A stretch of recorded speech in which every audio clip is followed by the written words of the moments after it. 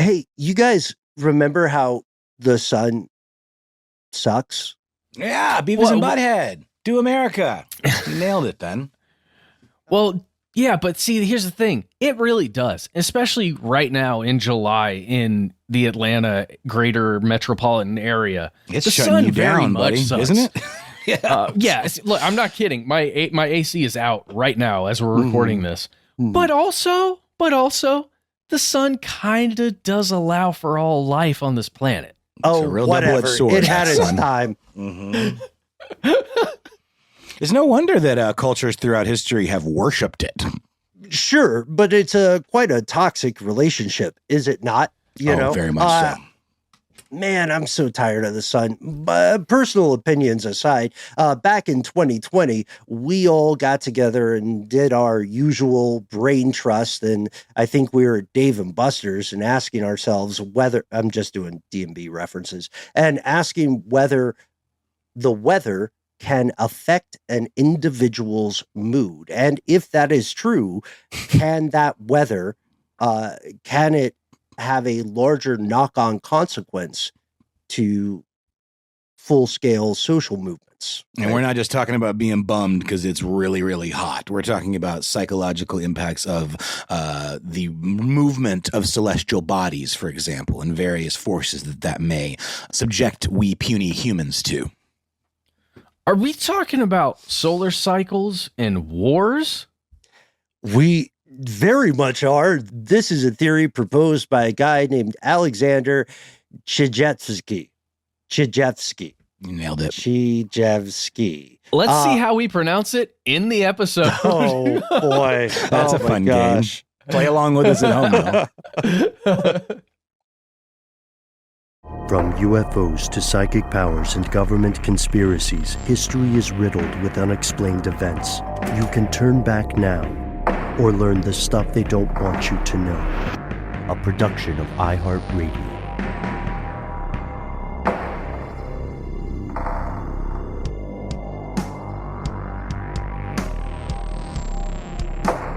Hello. Welcome back to the show. My name is Matt. My name is Noel. They call me Ben. We are joined as always with our super producer Paul, Mission Control Deck, and most importantly, you are here, and that makes this stuff they don't want you to know here live, for us at least, in a beautiful, beautiful rainy afternoon here in our fair metropolis of Atlanta, Georgia. It's dreary, it's gray, it's rainy. Flip on the Shirley Manson. If you're only happy when it rains, this is like the setting for a murder mystery. Although from where we sit right now, we wouldn't know it because we're encased in a box made of sort of plywood and foam that's inside of a concrete room that's covered in wood paneling and also acoustic foam. And then we're in a sort of a dark cave outside of that. Yeah, I was going to say, I've been in the cave all day. I had no idea it was raining today, guys. It's also in this entire apparatus is inside a giant concrete building itself. Also true. Yeah, it takes us, I guess it takes us about 3 minutes to figure out what the weather is, just to get out and go to where the outside windows are. Do you think it means we're being shielded against radiation, though? To a degree, yeah. Well, that's a net positive, I would say. Other than the radiation, all our electronics are emitting. Yeah. But that's a very good question, especially for today's episode. Now, you know, the weather is a very personal thing for a lot of people, but it's a safe thing you can talk about with almost anyone. And in these our interesting times, weather has become even more of a extraordinary topic because the times and the climes are changing, right? You don't need a weatherman to know which way the wind blows. It's true. And you know what? Past about 2 weeks, those meteorologists are almost like alchemists, you know? Sure. Because so much stuff can happen. It's not their fault. I wanted to be a weatherman for a long time. But those models are becoming so sophisticated. It's pretty cool. Which models? The ones that they're using AI to predict now. I mean, Watson is all up in the weather channel. Yeah, but can they gesture convincingly at a green screen map, Matt? I ask you. I'm just saying the models themselves are better. So, like, the 2 week thing is, like, still there. But you could just watch it develop now at a better resolution. Mm-hmm. Maybe not for that 2 week limit might not be might be a thing of the past sooner rather than later. But you know, for a lot of people here in Atlanta, for peek behind the curtain, the rain has just played out now. People are tired of the rain. They've done all their rainy day stuff. They want some sunshine, right? I am, of course, my ancient nemesis is the sun, so I love it whenever that guy is not directly at me. You know what I mean? I understand. And that's like, I think a lot of people can agree, but a lot of people love sunshine. So to get our minds off the weather, it is going to rain all week here, we're going to explore a seemingly benign concept: sunshine, sunlight, sunny days. We've been inspired by a lovely email from a fellow conspiracy realist, Reba. It says, "Hey, chaps. Forgive me if you've already covered it, as I've only started listening to your podcast and reviewing your past subjects very recently. But have you investigated the relationship between solar activity and its effect on mass excitability and human health? It's a dang interesting subject. I'm currently reading Solar History, The Connection of Solar Activity, War, Peace, and the Human Mind in the Second Millennium by Sasha Dobler, which is a bit poorly written, awkwardly academic, and roughly edited, but full of interesting information and statistical significance." Ouch. Well, yeah. If you haven't, will you consider doing the research and making an episode? In any case, keep up the great work. Hugs and high fives, Reba. It does sound like the book contained enough of a spark of inspiration that at least got Reba started. So Yes. you got to give it credit for that, even if its construction left something to be desired. And we love book recommendations here on the show, so thank you very much, Reba, for both listening, checking out our show and all that, and sending us a cool recommendation. And here are the facts. First, what is solar activity? The sun is this enormous, beautiful, dangerous, deadly thing. And regardless of what we do with our time on Earth, we, the living, all know that if things continue on their present course, the sun will eventually consume this little rock we call home. Yeah, as this article on neuroresearchproject.com says, "The sun giveth, the sun taketh away." It's too true. Assuming we might somehow avoid all the other terrible things that very well could happen between now and the end of the rock. That stuff like gamma ray bursts, that stuff like a rogue object in space just smacking the tar out of us. No matter what happens, in about 7.5 billion years or so, we're ballparking here, the sun will transform into a red giant. It will expand, and it's just its size alone will be will engulf the orbit of Earth. Won't it make Earth unlivable long before it actually engulfs it, though? Yes. Yeah. No worries. Humans will be long gone by then. We'll either be extinct or whatever evolves from us will be out there deep in the ink exploring the stars. This is like watching a long but really good movie and already knowing who the killer is at the end. And, could we even call this a killer? Because with this point about human beings being long gone when the sun finally eats our planet, how Lovecraftian, it feels like maybe the sun is relegated to one of those villains who shows up in a post-credit stinger. I could see that, but it's also the main character because the sun, the star around which we orbit, is the reason why life exists on this planet, or it's one of the primary reasons it exists. So it is like that. It's like that movie Mother. Yeah. Uh-huh. But we're the babies. Whoa. You talking about the infamous baby scene? Oh, I don't know. No, it's not like that. Or it's like it's similar to that what was that Robert De Niro film from years back where he's an investigator? Angel Heart? Angel Heart, yeah, and he finds out like I'm the person I was chasing all along. Well, wait, no, he's the devil in Angel Heart. Oh no, wait, who's the main Mickey guy? Rourke. Mickey Rourke, Is the- right, yeah, right, yeah. right. There it is. And Lisa Bonet has a quite steamy love-making scene where she is drenched in chicken blood. I gotta say, I didn't like Robert De Niro's devil. I didn't like. He's got a really, Lucifer isn't his there. name like Louis Cypher? Yeah, I think it's Yeah. Louis Cypher. and his whole infernal nature is shown in his weird fingernails. His weird, creepy fingernails. Like he's got, yeah. It's an interesting movie, though. Alan Parker, who directed Pink Floyd The Wall. Worth your time, but yes, does not particularly age well. I love this kind of stuff too. Give me a good modern Faustian devil tale. Shout out to Devil's Advocate, that one. one. That's a There good we one. go. There we go. So you're saying the sun is almost simultaneously God and the devil in one, Yeah. in a weird way, right? And a lot of early religions agree with us. Because it's like our biggest proponent. It's giving us our biggest attaboy and saying, hey, you guys down there on Earth, good job. I'm making this happen for you. But, I also might be your ultimate demise. The sun is our abusive parent, is one other way to sum it up. So, for better or worse, we're along for just a little bit. We're along for the ride. And there's something beautiful about that. Very David Attenborough, very Planet Earth documentary. For the vast majority of life on Earth, the sun is an ubiquitous, crucial presence. At least for all the life that's listening to this right now. Well, we can assume, I think. Plausibly, we can assume. You're right okay. We might be big with the deep sea vent crowd. I don't know. Okay, I was just thinking more along the lines of, well, no, even then, if it was a machine, there's likely a solar power component once the machines are listening to this. Sure. Unless we're far enough along in the future that our demographic has somehow become nuclear-powered synthetic machine consciousness. In which case, thanks for tuning in. Yeah. Tell us what happens in the future. Right now we have the sun. It's the big engine powering life on Earth. It's a gigantic ball made up of thermonuclear explosions. It's only 93 million miles away from us, and it is responsible for the continuation of life as we know it, full stop. And, we think of it as a very cohesive thing.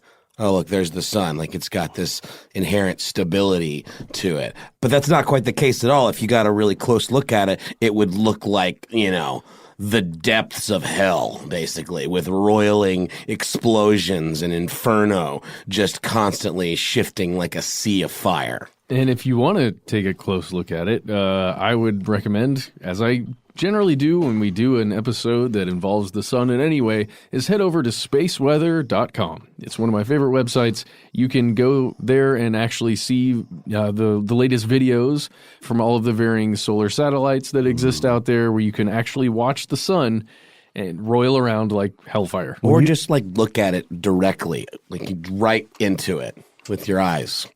No, don't do that. I'm kidding. Don't do that. You hit me to that site years and years ago, Matt, and I remain grateful. I was actually, when I was digging into some of this, I had that just playing because you can just pull it up, and there's something peaceful about all that chaos so far away. Oh yeah, you will begin to get obsessed with coronal holes and mass ejections and all kinds of fun things if you start going on that website. The sun is what we call a magnetic variable star. It fluctuates on weird timescales ranging from as short as a fraction of a second to billions and billions of years. It's full, in short, of, wait for it, activity. So what is solar activity? That's your question. To answer your question, Reba, we have to figure out that part first.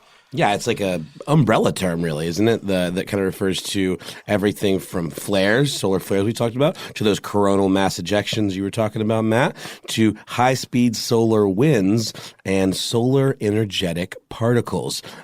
Solar activity really is the sum of all variable and short-lived disturbances on the sun. So sunspots, for example, and prominences count as a solar activity as well.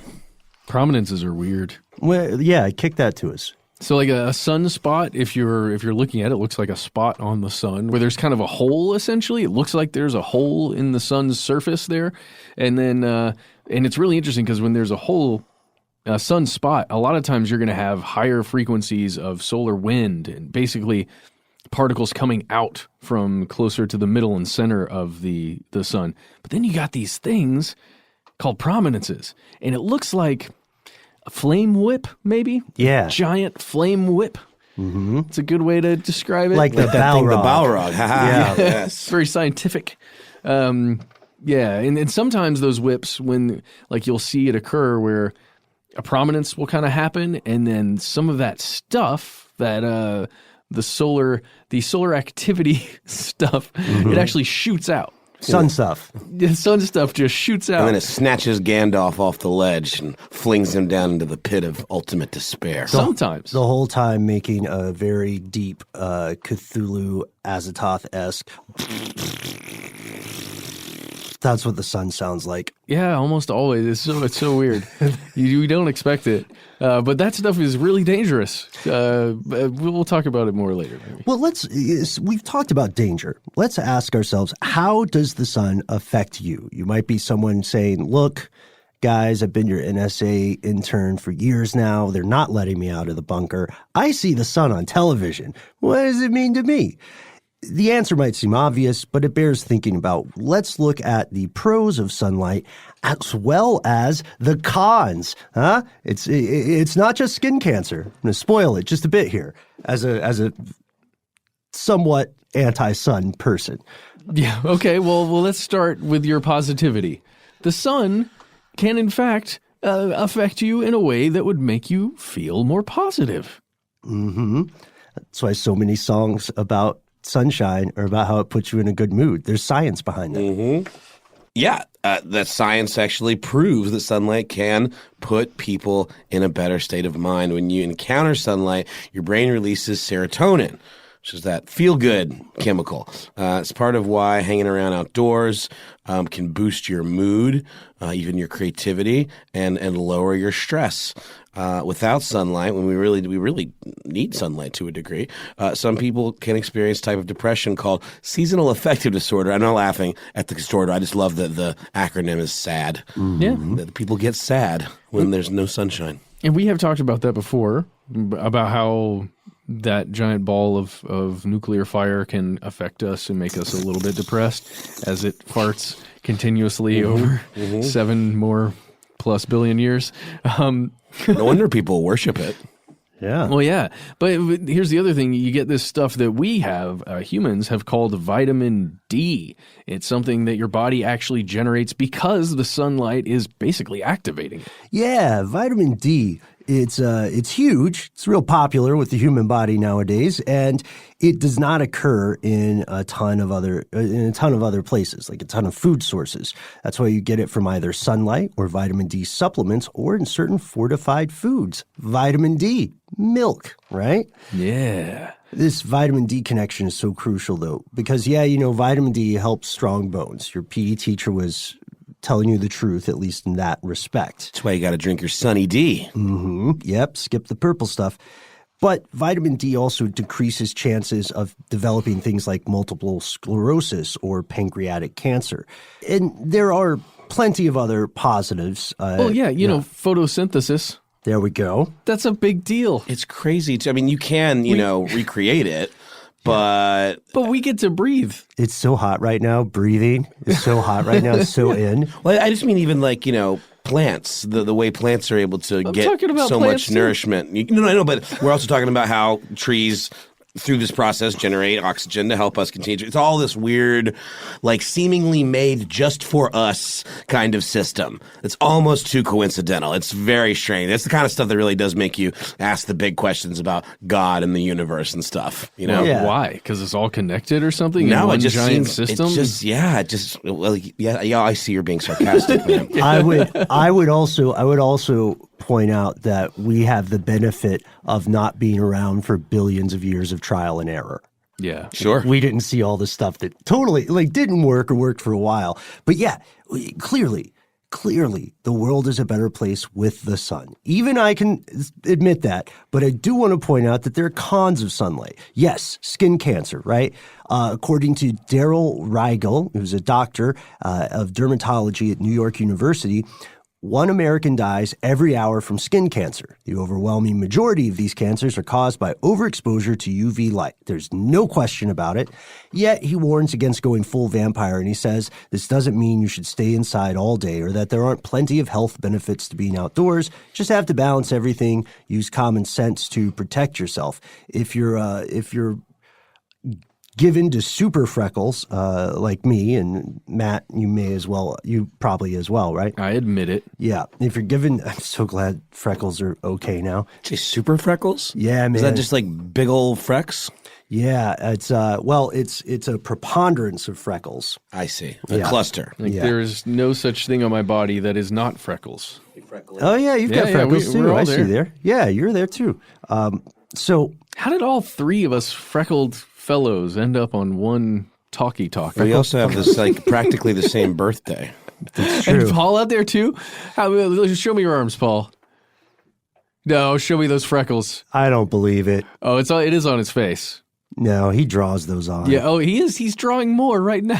He draws those It's a on. Snapchat filter. So you do have to protect yourself. Some people more than others, but everybody needs protection. You don't want to live your entire life in scorching sunlight. Also, a lot of people don't know this. There is a summer version of SAD.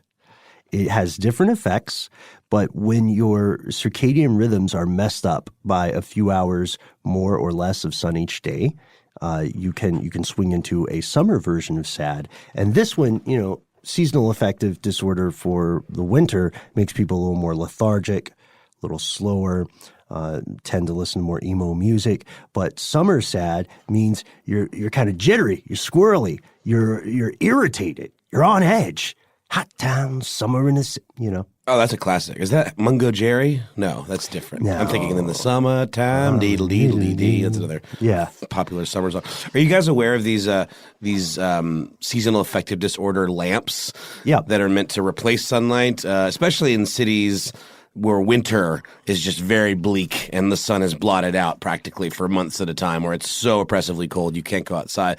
It really does get to some people, and there are these lamps that supposedly help kind of kick your circadian rhythm in the butt and kind of make sure that you don't get the SADs. I've heard mixed things as far as how they are, how effective they are, but they are a thing, and some people swear by them. They work they're used in Scandinavian schools. Yes, I remember talking about that last time. That's really good stuff. Check it out. There's some. I mean, a lot of the stuff I found was trying to sell these types of lights, but there is some cool research that you can stumble upon as well. Yeah. Look, additionally, while I'm just taking shits on the sun, additionally, if you live in a sunny, polluted area dense with cars and factories, that lovely sunshine is making the air you breathe even filthier, even more dangerous, because UV rays trigger the release of smog-forming chemicals that are linked to asthma and earlier mortality, also linked to stroke and heart disease. Also, last thing, of course, we alluded to it earlier, the sun can obviously harm your eyes. But what if there's more to the story? Some of the stuff that we're talking about on the surface, not particularly surprising, but what if there is more to the way the sun influences our bodies and our brains, and just how much can it affect us, and does it affect us? Could solar activity actually be responsible for mass behavioral changes? Well, yeah, and the underlying thing is kind of what Reba got to in the email there. Can the sun be some secret cause for strife and war and bad things happening on large scales for humanity? Well, we're going to explore it right after a quick word from our sponsor.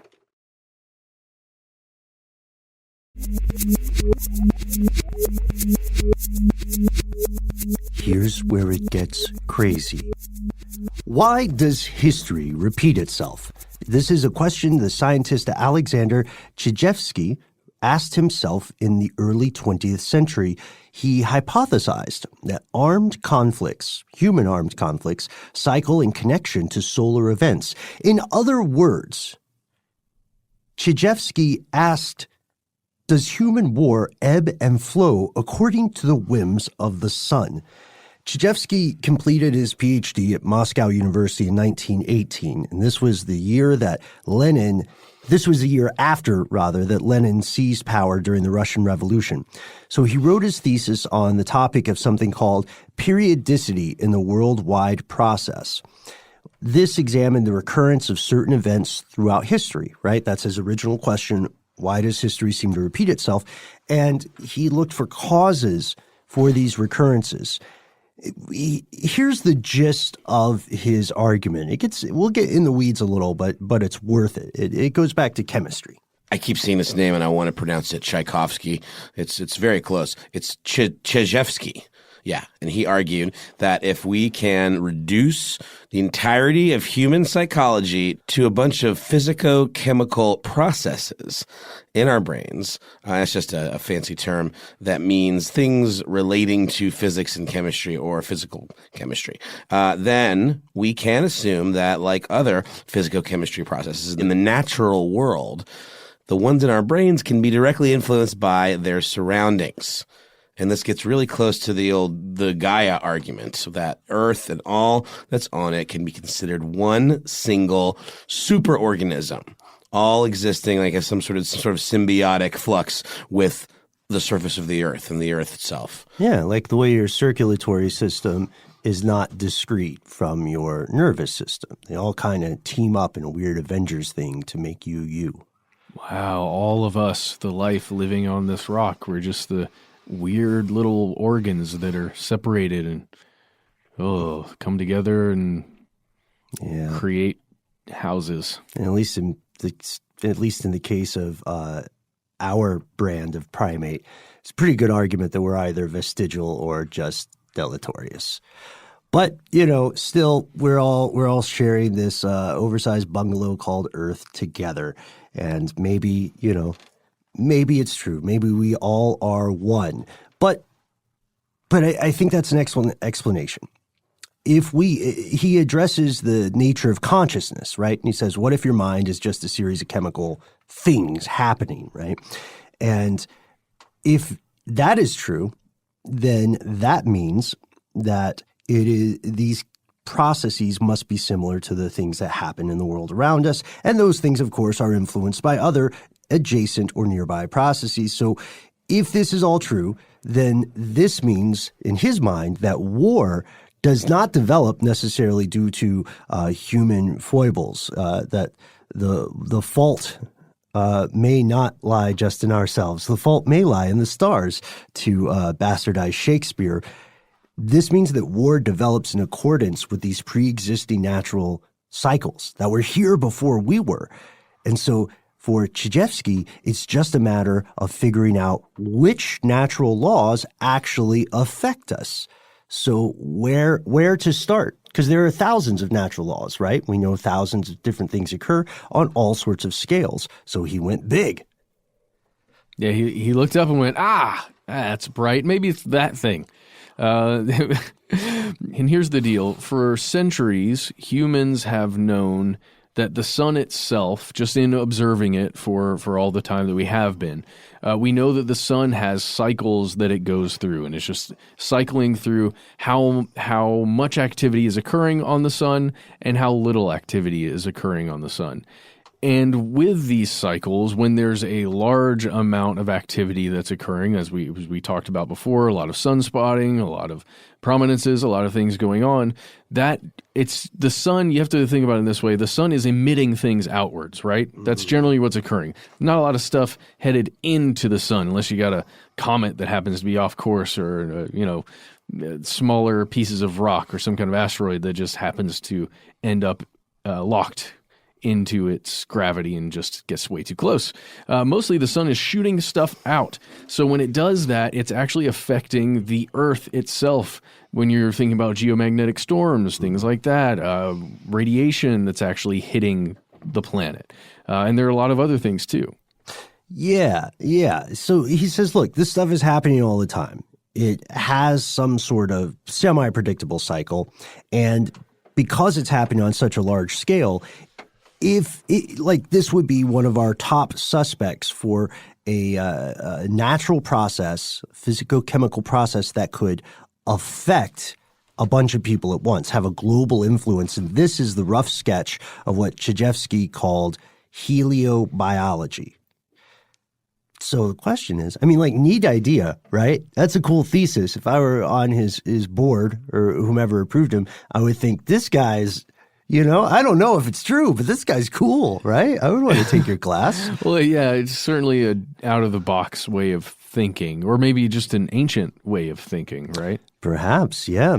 So let's look at how it measures up. Chijvski ultimately says the regular occurrence of historical events of history repeating itself can be linked to the sun's cycle, which is about 11 years, 11-year-ish.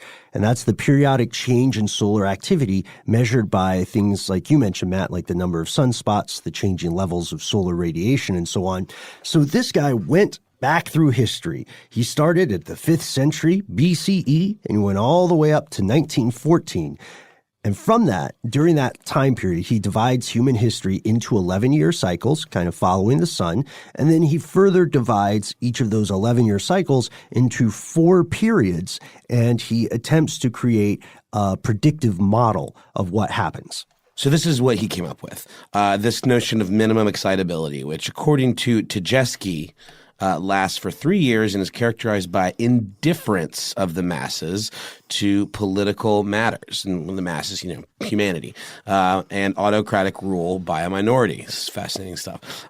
This concept of the growth of excitability, the second period that lasts for 2 years and is marked by the emergence of new ideas and the agitation of the masses. Oh, yeah. Well, guess what? Now you got maximum excitability. This is the climactic moment. This is the one you've been waiting for. And in this period, it's about, again, according to Chijvski, about 3 years long. And in this, you see the real bad stuff go down. Revolts, revolutions, insurrections, the stuff that societies are torn down from and built up from. Cry havoc. Yes. And this is, at least according to the research here, this third period corresponds to this peak of the solar cycle, the sun cycle. And when you see this, as we said before, you're going to see more sunspots, you're going to see more coronal mass ejections, more solar flares. And this is that solar cycle. We just have to jump in here really quickly and say the solar cycles are an accepted thing. They are real, yes. The solar cycle itself is a real thing. We're on solar cycle 24. We're going into 25, and we count them starting from 1755. Again, spaceweather.com. It reminds me, Matt, you need to get sponsored by this website. I think I'm just going to start working there soon. I think you should. But we don't want to lose you, so can you just moonlight there on the side just for your own personal edification? Moonlight. Oh, yeah, I like it. Oh, gosh, darn it. I stepped right into that one. No, this reminds me of, and this maybe I don't want to sound like I'm being down on it, but it sounds like he's doing the thing that medieval doctors did, where they lined up like the humors and the levels of various bile in people's body with different types of maladies. Sure. This seems that kind of imprecise sort of conjecture, where you're almost sort of a loose connection of a real concept with this idea of a thing that's connected to it, with a little bit lacking in real hard science to back it up. I don't know. It may feel that way, but we've only just begun, my good man. That's fair. I have some, I personally have some reservations there, but to finish this cycle, because we only made it to the 3, the fourth one is the final period, 3 years of decreasing excitability. This is, again, to Chijvski, is characterized by an increasing apathy amongst the masses and a tendency toward peace. Now, it is it's important to note, though, that he did not claim humans were mentally enslaved to the sun. I fell in love with this phrase, this concept of humans being enslaved by the sun, so I used it way too often working on this. Instead, he says, the sun influences people, here's the vagary you'll love, to do something. And it just happened that the bloodthirsty warlords of the past and the bloody solutions they proposed to whatever problem they had were just, time and time again, the path of least resistance. They were the easiest thing to do. What, are you going to ask people to vote? Nobody's got time for that. Let's kill some people. Sure. Remind me to bring up projection theory later.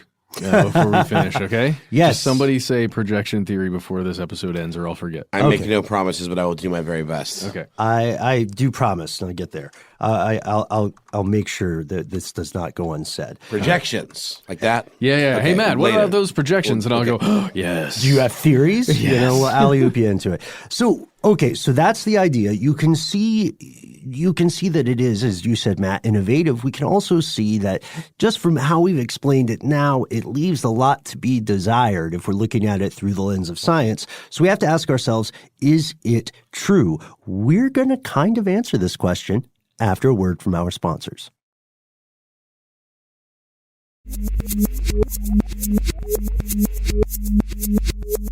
And we have returned. All right, spoiler alert. During his lifetime, Chijevsky was unable to scientifically prove any link between large-scale human activity and the cycles of the sun. However, he was able to, at least when he was charting it out, map some really compelling connections there. Yeah. Of the time. It felt compelling to me, but again, it's just taking two variables or two things and just putting it side to side, similar to what Noel was saying there. But when you're, maybe if you're in it or you're close enough to it, the whole thing just feels like, oh, this connects here. Oh, this makes sense. What? It makes me think of the way people like put so much emphasis on the zodiac. When you look at it, there are a lot of really interesting connections with personality types and things that are associated with certain signs. But is it just kind of... No, you know what I'm saying, Ben? Yeah. I have had people present to me, oh, this sign is like this. I'm like, you're right. My friend Steve is exactly that way, or whatever, a Virgo or what have you. Yeah. It's when you're painting with broad enough strokes, there's going to be some synchronicities, as I think is what's going on kind of here, Yeah, I'm going to get some flack for this, but I at one time had a gig writing horoscopes entirely. I wanted to write features for this outfit, but they asked me if I believed in horoscopes. I said, not really. And so they hired me to write the horoscope section. That's smart. Well, I guess. But, I would rate astrology in the realm of personal beliefs. Believe the world is tough. It's cold. You got to bring your own heat. You got to bring your own light in a lot of figurative ways. So whatever it takes to get you from one day to the next. According to my horoscope app that I recently downloaded. Is it the one? Is it just a sun sign? Because then it's all three of us. Or did you put in like your time and your geography? It's just co-star, and it's got when I was born, which is a weird time, you guys. I didn't realize I was born at a very weird time in my life. But that was great. At the very beginning. That's great. So much promise. Matt, it is true that you were born an infant. It's true. It says, I feel big-hearted right now. I need to give myself permission to spend time with my best friend or partner. I need to show up for myself and for others. That's it. Okay. Well, I'm here to say. Really hits home. Yeah, it's right up there with, you're a fascinating, unique person because sometimes you want to do things and you do them, and sometimes you want to do things and you don't. Whoa. You like things that are likable and dislike things that are disliked. You know what? I'm now in defense of astrology. I don't want to get us too derailed here. In defense of astrology and my close friends who are strict adherents to that system of belief or interpretation, the common defense is going to be something like, well, the astrology articles you read in your local paper or on a website are just going to be the 12 basic sun signs, right? And they're going to come out once a month or once a week, and they'll advise you from there. And that to get a better understanding of this, one needs to do what you've done, Matt, which is look at like the specific coordinates of where you were born on the planet, the position of the other heavenly bodies, and then the exact time of your birth. So it got real specific, didn't it? In my read that I just got after I drilled down that deep into exactly where I was born. I feel like it's a little unfair because you're a big-hearted dude in general. You're a kind person. You want me to read the other one where it says I'm having problems with love and sexuality? Wow. So they gave you both. For people who are fans of astrology, I would recommend, if you're interested in other astrological systems, checking out the Mayan horoscope. Remember, I used to have a program to do that, and it was great because sometimes it would just tell some people that they were cursed because they were born on a bad day, because in that particular maybe it was Aztec, but in that particular Mesoamerican belief system, there were no such things as accidents. So if you accidentally, tripped and hurt somebody, then you would be treated as though you had purposely planned and attacked them. Whoa. But anyway, and we still don't understand gravity. We don't understand how gravity affects the human brain. So there may be some infinitesimal gravitational pull in the developing brain based on the positions of heavenly bodies that could alter the personality in some way. That's my best scientific defense of astrology. Hey, well, astrology in that in that way aside, let's yeah. talk about this guy's research, because while he didn't, he wasn't able to really connect these two things, human behavior and solar cycles, in a concrete way. There's people haven't stopped attempting to make some kind of connection there. Right. Decades after his death. Thanks for getting us back on track. Sorry about that. Decades after his death, continuing research shows that there may be some sand to at least the bones of his ideas, the structure of it. There may be some siding and roofing to the bungalow. So neuroscientists over at MIT have shown they can influence people's moral decisions through the use of magnets. Magnets can, as we know from any TMS or TCDS fans, we know that magnets can disrupt parts of your brain, change the way it functions. There's very compelling evidence that you can create the feeling of being in the quote-unquote zone through the use of these kinds of stimulations, electromagnetic stimulation. It's probably still under the realm of don't try this at home. I got really close to, I built one. Which was dumb to do, but I stopped using it because there's fairly compelling evidence that has damaging long-term cognitive effects. Dang. So you can be cool for a short term, pretty smart and stuff, but then 20 years later, who knows? Anyway, so we know that's true. We know that what that proves to us is that electromagnetic processes can affect the human mind.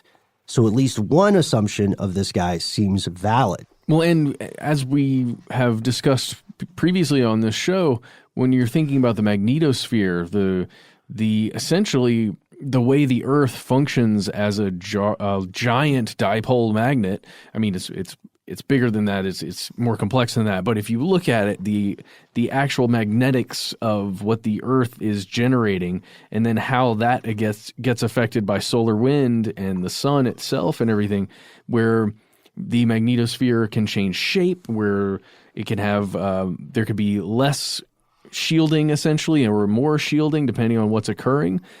If that TDCS, connection with the human brain is there, I could totally see how there would be a connection there. Maybe it's just not as solid as Chijvsky was hoping. Yeah, it doesn't go all the way to proving what he said. Yeah. That essentially that war is a natural cyclical process, just like a sun cycle. Yeah. That's what he said, and that's a lot. Yeah. But what we do know is that we have, years after his death, we have proven that electromagnetic activity can affect the human mind. Let's introduce another character, a guy named Abraham Leiboff. Yeah, he was a professor at Oakland University in the physics department, and he had been studying the effects of electromagnetism on human health since the late 1960s. So what he does is he studies tiny magnetic fields that are generated by people that are capable of being affected by these extremely low-frequency electromagnetic fields, ELFs, ELFs. And these are extremely low-frequency electromagnetic fields in people's environments they can pick up, or disturbances in the Earth's magnetic field. And he's done experiments on how these disturbances might affect social behavior as well. Yeah. So here's what his theory is. He's created this electromagnetic theory of consciousness. And similar to Chijvsky, he says, okay, consciousness is a product of these small magnetic fields that are generated by neuronal flows in the brain. He says that this magnetic field is probably minuscule. It's around like 100 nanotesla, which, without getting too in the weeds, just so you know, is we're talking very small time. Very, very small time. Smaller than a Micro Machines version of a Tesla. Smaller than a bread box. Right? I don't know much about bread boxes, but it's smaller. I think it's designed to hold a single loaf of bread. There we go. It's basically a bread case. But you can make loaves of so many sizes. Your standard loaf size. Standard loaf size. Like the kind that you see filed away in the grocery store. So he says, given that billions of these interactions can be happening in the brain at any time, it could produce a larger electric field. Like all these tiny things could add up to something larger. And if this larger field is the sum total of all the fields generated by all neuronal activity in the brain at a given moment, then maybe that is what consciousness is. Maybe it's just the interaction and the collaboration of these different tiny, tiny magnetic fields. If he is right, then that means that these tiny electromagnetic fields generated by the brain are capable of being influenced by other ELF or extremely low frequency fields, such as, and this is spooky, such as those generated by other people. Now, this gets into mentalism. This gets away from what could be considered proven methodologies. There are a lot of scientists that would have a problem with this next idea. What he's saying is that the interaction of these fields between what are different human beings could lead to them having effects that we don't really understand on one another. So in situations where there are two people really close to each other, like when a child is in its mother's womb or when two people are having intercourse, their fields, their magnetic brain fields, their consciousness things might be interacting, kind of bumper carring into one another. And there's something kind of beautiful about that, about, brain magnet powers bringing us together. Let's go a step further. If that is true, there are a lot of ifs, we're adding up ifs here, then the interaction between Earth's geomagnetic field and the electromagnetic field of the sun could affect the way ions interact with biological entities, meaning that it could also possibly influence their behavior. The brain magnets just get bigger, is what he's saying. Yeah. Or the magnets get bigger. These massive magnets doing the same thing as two people bumper carring into each other. Mm-hmm. Yeah, it's the sun and Earth just sort of having intimate moments since we're a family show. Yeah. And then everything we call organic life just happens to be in the same bed. Yeah. And the moon is just like a pesky roommate that's like, hey, get out of here. Hey, stop. Oh, come on. Hey. And that's the thing where he's using his arm to show us the orbit of the moon. Totally. That's why I can only talk when it comes around. Yeah. I thought that was well done. So what does that mean? Does Leibov then support Chijvski? The answer might surprise you. Yeah, in an interview with Vice, he notes, quote, "I'm not a follower of Chijvski. I think of him as sort of an amusing prelude to my present area of work." Whoa. What I'm saying is an amusing prelude. For the first time, there is a possibility of causation that goes along with this great number of correlative information in terms of the effects the sun has on living things. Maybe there's something there. There's an increase in suicides that is correlatable with solar activity. So why not social unrest? So he's kind of saying, yeah, he's all but saying Chijevsky's cute, but I'm the real scientist here, which I don't want to denigrate anyone's work. Yeah. But there's a difference between a chemist and an alchemist, right? So maybe that's where he's coming from. The big question, where does this leave us now? Well, Reba, we are currently at the very end of solar cycle 24. As we said, solar cycles are numbered starting from 1755. We're going to reach the solar minimum, or we have reached solar minimum around late 2019, 2020. That means that solar cycle 25 is hitting the horizon near you very, very, very soon. This will hit peak solar activity sometime between 2023 and 2026. But cycle 25 seems set to have lower activity in general than preceding cycles. In fact, the last 4 cycles, the last 44 years-ish, have exhibited a trend of weakening solar activity. And as we know, things like people still got in fights across the planet over the last 44 years. Yeah. And great amounts of unrest in regions across the world, right? Over those 44 years, think about what that encompasses. Mm-hmm. I mean, the 60s. The Cold War.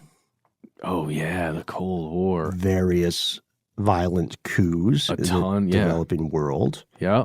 South America, the Middle East. They're just in the United States alone, like the terrible things that have occurred with an angry individual. Mm-hmm.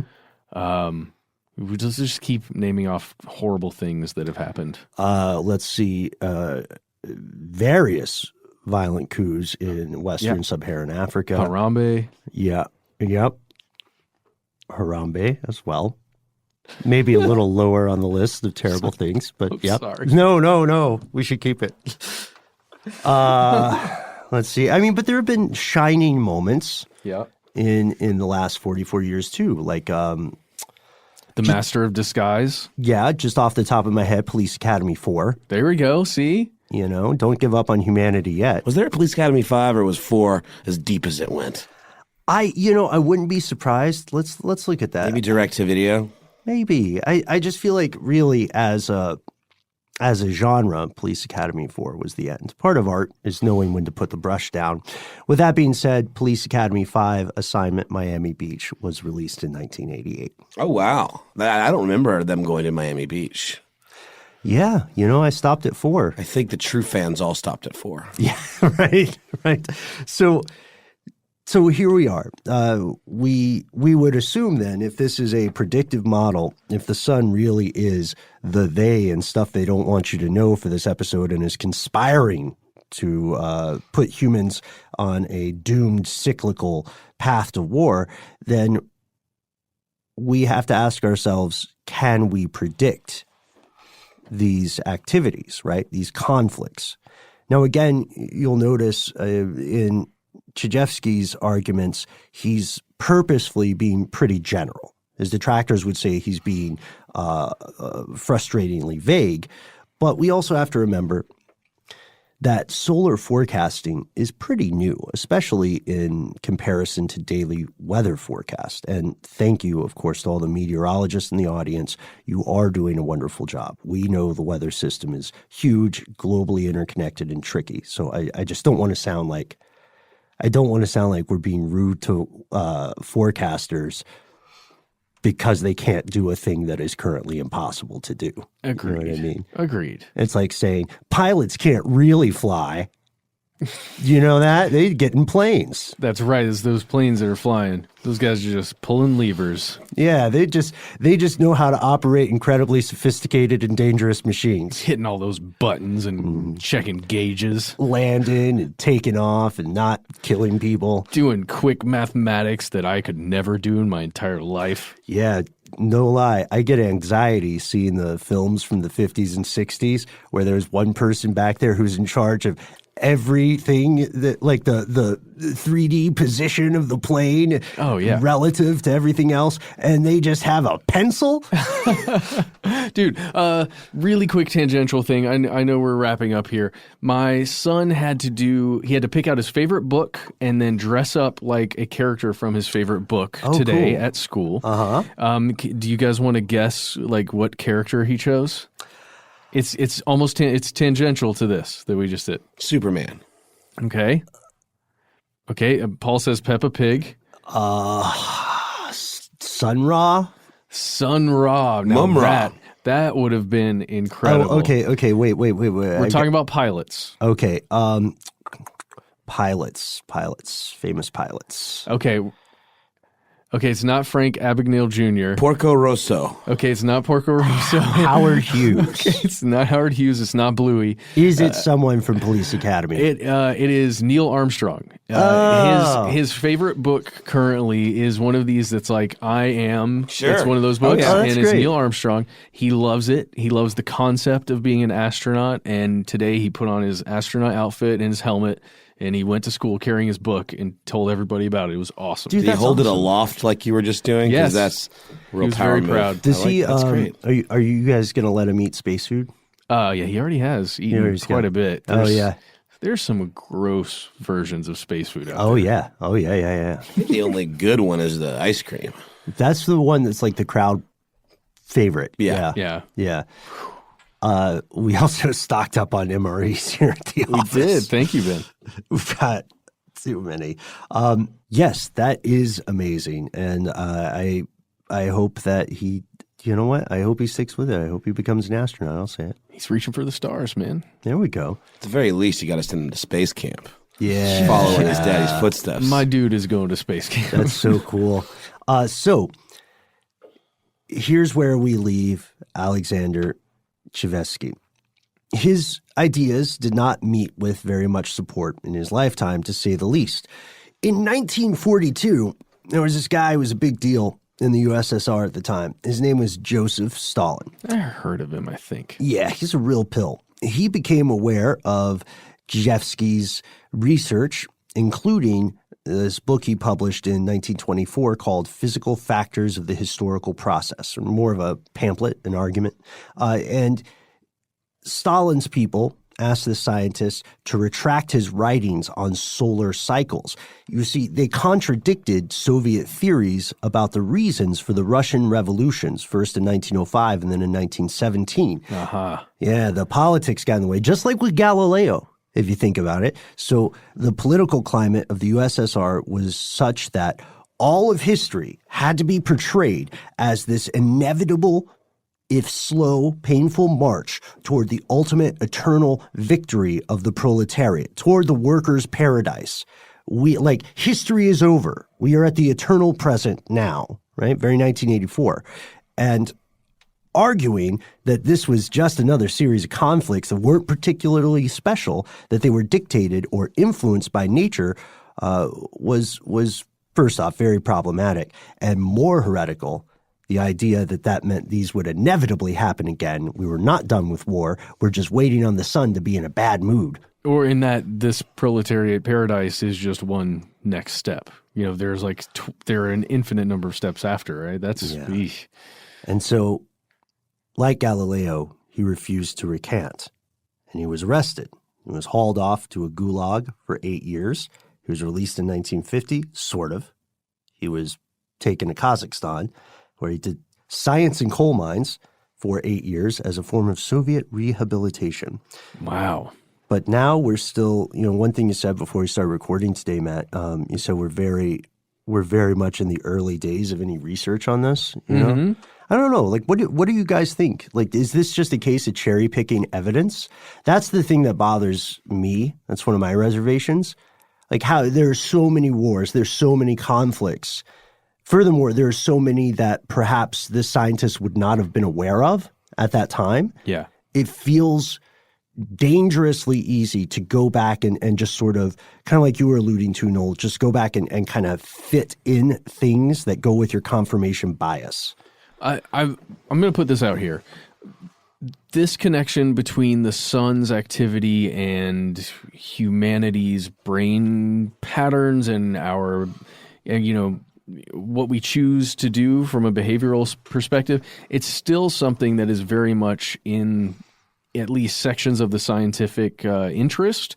In 2011, there was a study, it was called Sunspot Dynamics Are Reflected in Human Physiology and Pathophysiology. And it's something you can read if you go to the site that Ben and I know for sure, and Noel go to every once in a while. It's the U.S. National Library of Medicine, National Institutes of Health. You can find journals there, and you can read an abstract. I would say look into this because it's really weird. It took this huge longitudinal study of pap smears and I believe it was self-reported breathing and oxygen levels in males.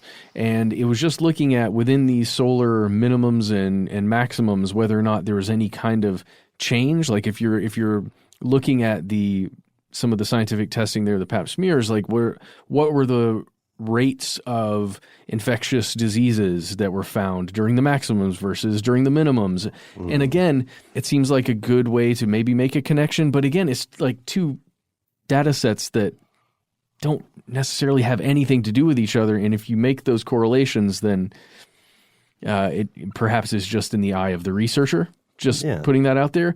But then again, in 2018, there was another one, and this one had to do with heart rates, just looking at heart rates and these, the solar cycles. That one, by the way, if you want to look for it, is long-term study of heart rate variability responses to changes in the solar and geomagnetic environment. Rolls off the tongue. But it's just, and that was in 2018. So just knowing that even now, this interest is still there in finding a connection, depending on what it is. And I'm very much interested to see if something more concrete can be established at some point in the near future. And what if we get to a point where that kind of correlation does have a provable causation? How does that change the activity of the human species on the planet? Do we have, you know what I mean? Are we realistically ever going to have a society where someone says, okay, guys, I know we've had some religious or ideological disagreements, but we're at like maximum excitability. So let's just hold off for 3 years. Let's just chill for 3 years and then let's come back and talk. I don't think humans are capable of that. But if science can prove that, the bones of it are interesting enough that we should continue research on this. We want to hear from you. What do you think, folks? Is this a case of cherry-picking evidence and mistaking correlation for causation? Or are we emotional slaves to the sun, our first god? Or is it something in between? Let us know. You can find us on Facebook. You can find us on Twitter. You can find us on Instagram. We are Conspiracy Stuff in many of those places. Conspiracy Stuff Show on Instagram. Noel, if people want to check out your exploits, where can they go? Oh, you can go to Instagram if you wish and look me up at How Now Noel Brown. And Ben, I believe you've got some social handles that lead directly to your individual self as well. That's true. Yes, you can find this persona on Instagram at Ben Bolin, like bowling without a G, and you can find the same persona on Twitter at Ben Bolin HSW. Toss the ball back to you, Matt F. Yes, I don't have any socials right now at the moment. I can't find them. They're there somewhere. I just can't find them. But what I can tell you is that Steve Gutenberg is very excited about Police Academy 8. Which may be coming to us at some point, guys. According to ScreenRant.com from 2018, he was getting all hyped up about Police Academy 8. Maybe it was the sun cycle. Wait a minute. That means there were 6 and 7. 2 others post Miami Beach. Yeah, there's one called Under Siege. I think that was 6. I gotta check the sun cycle before. There's a lot of new information for me. I really did just stick with 4, Well, Gutenberg's excited, so. Yeah, but Police Academy 4 was divisive, and that's what art should do. Look. Yes. We got to get out of here. We do have to get there. I would say if there is going to be another Police Academy, now is the time for it to just show up on Netflix one day, and everybody would go, hey, all right. Sun made that happen. Maybe it's just the season for a new Police Academy movies. Police Academy 7, Mission to Moscow. That sounds somehow familiar. Oh. No? So that's the real title? That is. Wow. We have a phone number people can call too to let us know about everything from the Sun to Police Academy. Yeah, you can call us at 1-833-STDWYTK. Yes, leave a message and we'll hear from you. Okay, we're going to do something new on the show, everybody. As we're in here recording, I am going to check my app here, and the latest message that has come through on the wires is going to get played, and we're just going to react to it, okay? Is everybody ready? Here it is, the latest message from you. Hey guys, I don't know how much time I have. Oh wait, yeah, I do. 3 minutes. I was just wondering if you have any thoughts on Big Pharma killing type 1 diabetics with rising insulin prices. Thanks for all you do. I gotta go. They're catching up. Thanks. I'll keep listening. Now, to be fair, when we agreed to do this, we made a pact with one another that we would not listen to any of these before we actually played them in the studio. So you're hearing this for the first time with us. It is true that pharmaceutical companies, at least in the West, are accelerating the prices of insulin. Yes, but, why is that? Is there something behind that, as our caller has insinuated there? We don't know. Maybe it's something we can look into. And that is a reminder that what Ben just said, that's the first time we heard that. That was sent to us while we were recording. And if you have any thoughts on the subject of Big Pharma and fixing insulin prices, you can use our final form of communication to get in touch with us. Send us a good old-fashioned email. We are conspiracy@iHeartRadio.com. Whoa. Projection theory. Projection. Guys, did you ever think that maybe we and everything we believe is real is actually just a projection from the sun? We are in this weird way, three-dimensional projections of a two-dimensional space or object that is behind or a part of our sun. Totally, it haunts me. Okay, cool. Because you can read about that on the internet right now.